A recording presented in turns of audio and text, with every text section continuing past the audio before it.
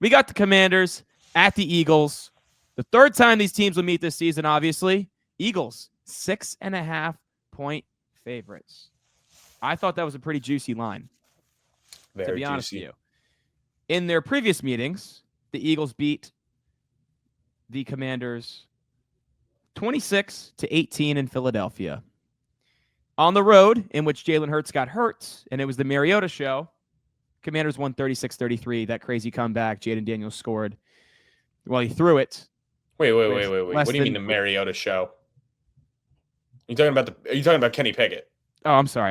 Kenny Pickett. I was like, wait a second. I'm like, did I miss something? Mariota's the backup for the commies. Yeah, that's why I was like, did I miss something? And Daniels got hurt too. The Kenny Pickett show, and then he got knocked out. It was Tanner McKee too, right? That was a Tanner McKee game. Tanner McKee, Philly legend. So the Commanders won at home, but it took Philadelphia's backup quarterbacks, and still their defense let up 33 points. But 6.5. That's the line. I think it's pretty fat, to be honest with you. The total is 47.5. Actually, the total is 47.5 for both games, oddly enough. But Reagan, I know you're taking the Eagles. You predicted them to win the title in your bracket. Here you are, though. Championship weekend. You did not expect them to play the Commanders. What are your thoughts on the 6.5? Do you think the Commanders can cover that? Or are you so gung-ho on the Eagles, you're going to take them to cover? The clock has struck midnight. Okay? Cinderella. You mean for the Jayden clock Daniels. Has struck midnight. Yes. This story's awesome. You know, it's great to see the rookie quarterback getting it done. I mean, and he's been the most impressive rookie to make it this far out of all the rookie quarterbacks that have ever, been in this situation. Most of them got carried by good defenses. He's the rare exception where his defense is just average. And, a lot of it's been on his play. But I just think Philadelphia is a whole nother beast. And people could be like, well, so is Detroit. Well, Detroit was very injured and very banged up. Yeah. And they made some mistakes. I think Philadelphia is going to play this game a lot smarter. I think they're going to establish a run early. I mean, they fully converted this offense to a run-first team, and that is Washington's weakness, and that is Philadelphia's strength. So they're not going to try to be like, hey, let's turn Jalen Hurts into a pocket passer all of a sudden and make him throw the ball 40 times, especially now with the knee injury. So I think it'll be the same game plan as always for Philly. Their defense is playing at an elite level. Looked really good against the Rams in that snow game. I know it got a little dicey there at the end, which is a whole other thing where I never understand why, if you have your foot on the gas pedal and the offense you're going against can't move the ball, then when you get a lead, you decide to take it off, and then those teams just go and drive downfield. And it's like, yeah, don't give up the big play, but they end up driving downfield in 4 or 5 plays anyway because you're just like playing such a soft defense. So, I really like Philly's defense here. I think this will definitely hit the over because I think Jayden Daniels is good enough to put up some points. But I think it'll end up being like 35-21 here in terms of Philly. And I think Saquon will have a big game here. And guess what? If Washington somehow adjusts, well, that's why you got A.J. Brown. That's why you got Devontae Smith. That's why you got Dallas Goedert. And that's why you got Jalen Hurts, who is a very good quarterback. And I think he will get another crack at the Super Bowl. And hopefully this time, when his Superman efforts happen, it works out differently for Philadelphia. But also got to stick with my team. My gut took them before the season to make the Super Bowl. And I also took them in my bracket challenge to win. So I will be remaining with my gut feeling on Philadelphia. But what did you take, mister? Yeah, you got to stick with the Eagles. I was really going back and forth on the spread. I'm taking the Eagles to win for sure. I initially was going to go with Washington just because of how hot that team is, how hard they're playing for Dan Quinn, how they do feel like a team of destiny to us in a sense, and how good Jayden Daniels has been. But what swayed me was the game they played in Philadelphia when they were held to 18 points, when Jayden Daniels only threw for 190 yards. He had a touchdown and a pick. When Jayden Daniels was contained to 7 carries for 18 yards in Philadelphia.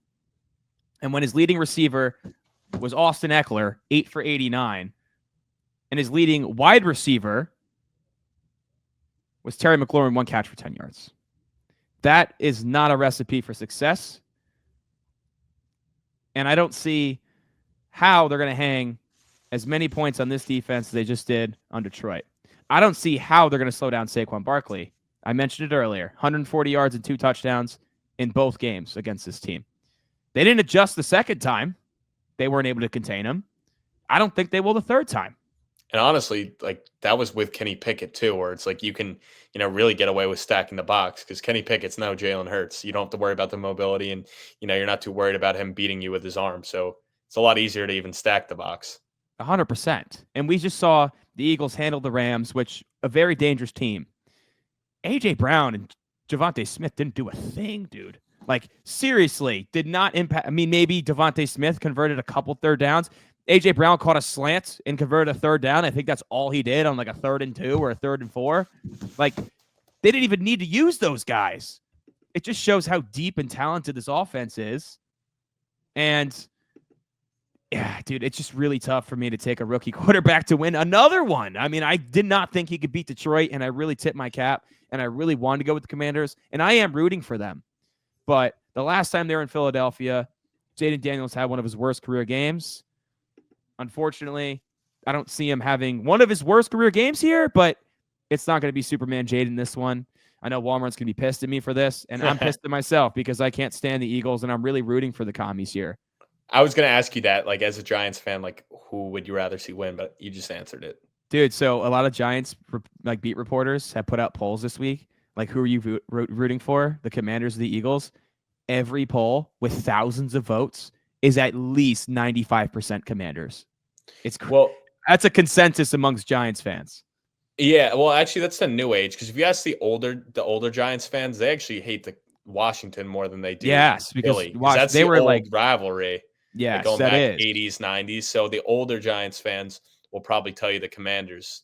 I think since like probably the early 2000s when it was like McNabb and like those guys, I think that's when it kind of flipped in the Eagles. I mean, I thought for a while growing up, it was Dallas was the most hated. I think in my mind, just going to school in South Jersey, it flipped for me in college to the Eagles the most hated. I think now that Barkley's with the Eagles, it's consensus the Eagles are most hated. Yeah. Yeah, I mean, So I mean, also, I guess it's just a whole different story. It's like the underdog aspect. I'll be rooting for Philly because I'm a Jet fan. I'm kind of a Giant hater, and hearing that 95% of Giants fans want the Commanders to win, why not add some more pain, baby? And I will say one thing about the Commanders that does scare me, and it has nothing to do with football per se, but it's more so the fact that they just seem that like destiny is on their side, where they get all the bounces, they get all the luck. It just seems like, the Hail Mary, blocked field goals. It just got the voodoo magic, like the fumbles roll their way. Even last week, I mean, winning the turnover battle 5-0. It just seems like, they have all the luck on their side, which is not something that's repeatable. It reminds me of like that Minnesota team a couple years back where it was just like all the close games they were winning. It seems like all the bounces were going their way. And then the next year, it just completely flip-flops. So that scares me because it just seems like every week it goes the Commanders' way. I know, but at some point, Reagan, this, as you mentioned, the clock will strike midnight. Yeah. Hey, maybe it's in 2025 later on this year, and they start losing those close games next season, and they do win this one, and somehow they win the Super Bowl, right? It'd be crazy. Yeah, how about that? I mean, it would be wild. It would be wild. The Commanders Super Bowl champs, dude. Yeah, well, I mean, I was, talking about the whole conspiracy theory with the Eagles and the Chiefs, but the Bills and Washington would be a rematch too from back in the 90s. So think about that. If the Commanders went against Buffalo and beat them in the Super Bowl again, that would be pretty rough for Buffalo fans, because I believe I was either the first or the fourth. One of those four that Buffalo lost was to Washington in the 90s. So that would have to sting extra to lose to Washington again in a Super Bowl. 100%. Well, we're both on Philadelphia to win and cover this week. I really wanted to go with the Commanders. I just couldn't do it. Especially with it being in Philadelphia, the way that defense has looked, how they don't even need to use their star wide receivers to win football games. It's crazy. I don't care if the Commanders are going to stack the box here. That offensive line is going to impose their will. The Commanders are one of the worst run defenses in football. Yeah. Any props you like? I know you talked about the Saquon. Yeah, I took Barkley 100 and a touchdown last night at -120. I am expecting that line to get much worse by game time. If you want to take any Barkley props, you got to do it now. Like, you got to do it as early as possible, because the closer it gets to game time, the more juice it's going to be, because everyone's going to take Barkley. We haven't seen a Jalen Hurts tush push touchdown in a little bit, but now with the knee, I think it's stay away from that. And given what we've seen from AJ Brown and Devontae Smith, like, you could try to pick your poison on which receiver is going to have a big day, but I'm not digging that either. I am going to go back to the well with what I said last week. I was on Dallas Goedert, 30 receiving yards, or maybe 35, and that's smacked with ease. So I think I'm going to go back to the well with Dallas Goedert over receiving. Yeah, I'm seeing right here it's at 40, so it's definitely not bad. Actually, Diami Browns is at his 40 for him is minus 145. That's interesting that he's kind of had this. That seems very high. I know he went off for like over 80 against Detroit last week, but this Philly secondary is on a different level. Yeah, if anything, I would like Ertz. Ertz at 25 is minus 170, and at 40 it's plus 145. What about Ertz revenge game, anytime touchdown?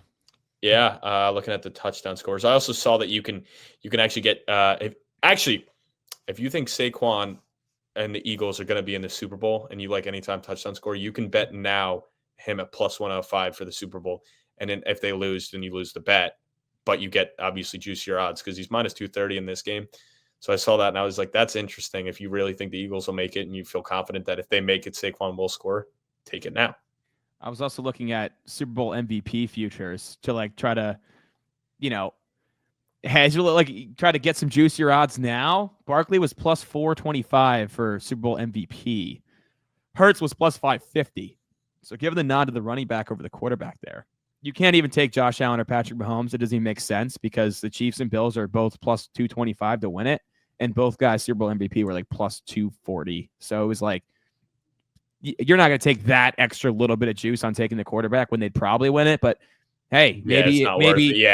But maybe someone like a defensive player makes a really clutch play that wins the game. Like, you know what I mean? It's just or it's like Travis Kelce's still possible. I'm not. Yeah, I'm not going to rule him out. Or if the Bills run the ball down, who's ever like if it was Bills versus Washington and James Cook just cooking with Cook. So yeah, Cook goes for like 180, and it's like, you know what, he would get it. So it's not even worth taking those guys. But yeah, that is interesting. All right, any more props? You want to move on to the next game? No, we can move on. I just wanted to talk about it briefly, see what you thought. I mean, it is crazy. Like he is plus 105, and even like Saquon, you can get him at plus 650 first touchdown score right now. Like, that's just funny to me that Saquon plus 650 first touchdown in the Super Bowl. Yeah. I would not take that. It's not even that good of odds to take it. No, that's just funny to me that, you could get that right now. All right. Bill.